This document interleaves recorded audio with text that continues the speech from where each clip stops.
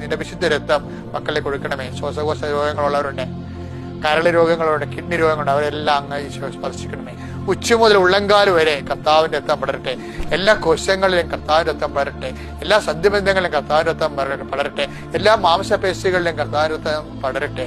കർത്താവിന്റെ കാരുണ്യത്തിലെ എല്ലാ കോശങ്ങളെ സ്പർശിക്കട്ടെ. കർത്താവ് ആന്തരികമായ അവയവങ്ങള് നിന്റെ വിശുദ്ധമായ രക്തത്തെ സ്പർശിക്കപ്പെടട്ടെ. കർത്താവ് മാരകരോഗങ്ങൾ, മാറാരോഗങ്ങള് കർത്താവിന്റെ രക്തം സ്പർശിക്കട്ടെ. 38 വർഷത്തിന്റെ ശക്തിയായി, കുർബാനയുടെ ശക്തിയായി ഞാൻ മക്കൾക്ക് വേണ്ടി പ്രാർത്ഥിക്കുന്നു.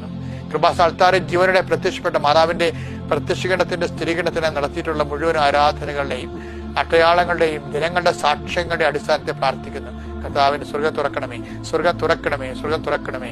അങ്ങയുടെ വിശുദ്ധമായ രക്തം എല്ലാ മക്കൾക്കും തളിക്കപ്പെടണമേ. എല്ലാ ജീവിത ഭാരങ്ങൾ അനുഭവിക്കുന്നവർ, ജോലി ഇല്ലാത്തവര്, വിവാഹം ഒത്തുവരാത്തവര്, വീട് പോലും കെട്ടാൻ ഒക്കാത്തവര്, വീട് പണിയാൻ ഒക്കാത്തവര്, വീട് റിപ്പയർ ചെയ്യാൻ പറ്റാത്തവര്, കർത്താവ് സ്വന്തം സ്ഥലം പാടമായി